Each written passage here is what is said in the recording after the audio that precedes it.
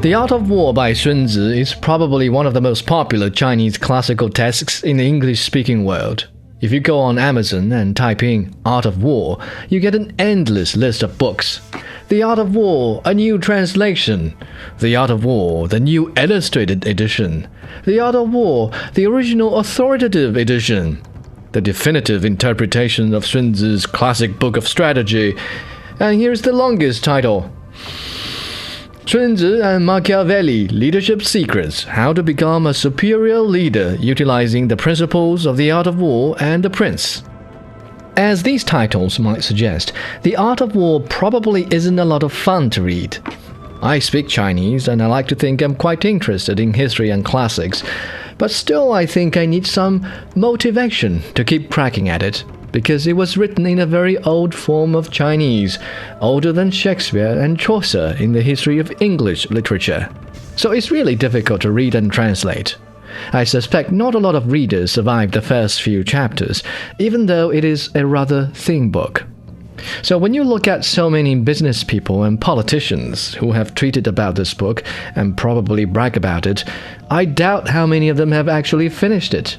And even if they did, how many of them really enjoyed and understood it. So here's what I'll do in this podcast. I'll go through The Art of War chapter by chapter, and I'll try to provide the context and a fun interpretation.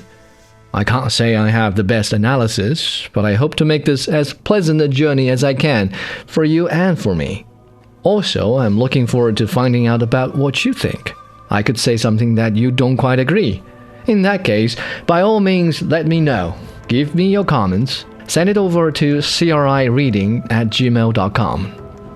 Now, before we move on to the chapters, in this episode I have something about Sun Tzu's ideas that the translators might not tell you about because it's hidden between the lines. First of all, don't let the title fool you. There's no art in wars. There's no beauty to be appreciated like what you'll find in Christopher Nolan's movies or a Taylor Swift concert. War is a matter of life and death, Sun Tzu said, and it doesn't matter if you win because you lose something anyway. A Chinese idiom says, 杀敌1,000，自损800. In killing 1,000 of your enemies, you lose 800 of your own. That's just the kind of battlefield math Sun Tzu was used to doing before we invented gunpowder, heavy machine guns, and nuclear bombs. Sun Tzu was a strategist, not a psychotic mass murderer. In his opinion, the best strategist is not he who fights 100 battles and never loses one. Having to fight 100 battles in itself shows the incompetence of the strategist.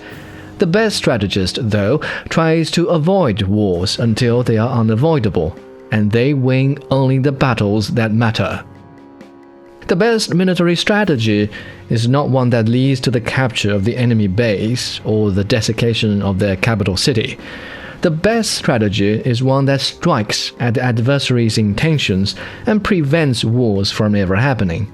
By that standard, the heroes at the Trojan War, the crusaders who sacked Constantinople, were actually losers.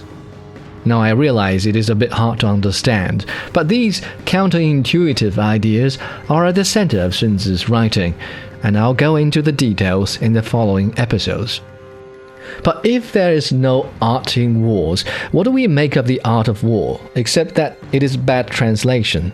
Well, think of it as the science of war. The Art of War is a rather rare example of Chinese classics covering subjects related to math, logic, and natural sciences. For all we know, the other schools of Sun Tzu's time were predominantly about rhetoric, philosophy, and social governance. The well-known Confucius cared about a social hierarchy where everybody knows their place and stays in their place.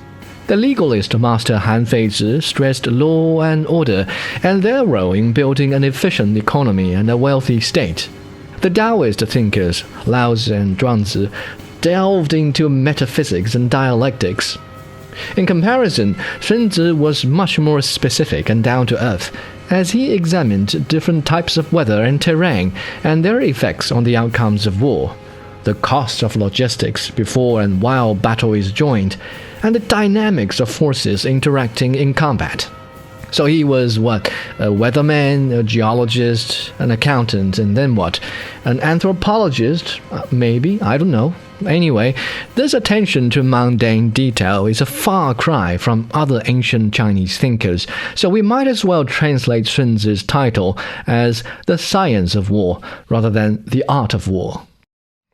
And this science of war, even though it was written long before we had intercontinental ballistic missiles, newspapers, and Facebook, can be applied to our everyday life. Say you own a thriving business in town and would like to expand to a neighboring city. How do you proceed? Let's say you'd like to propose to your girlfriend. How do you know she'll say yes? And don't forget about office politics. If you want to beat Jack on your way up the corporate ladder, what do you need to do? To be sure, The Art of War is not a book of petty trickeries. It inspires you to do the right things at the right moment, rather than sabotage your opponent every step of the way. So if you are looking for untold secrets in the business of manipulation and deception, The Art of War probably isn't the book you should be looking for. But if you want to develop a way of thinking that boosts your odds at whatever you pursue, knowing a little bit about The Art of War would help you go a long way. So this is a brief introduction of The Art of War podcast series, and I look forward to learning more about it and sharing with you in the following episodes.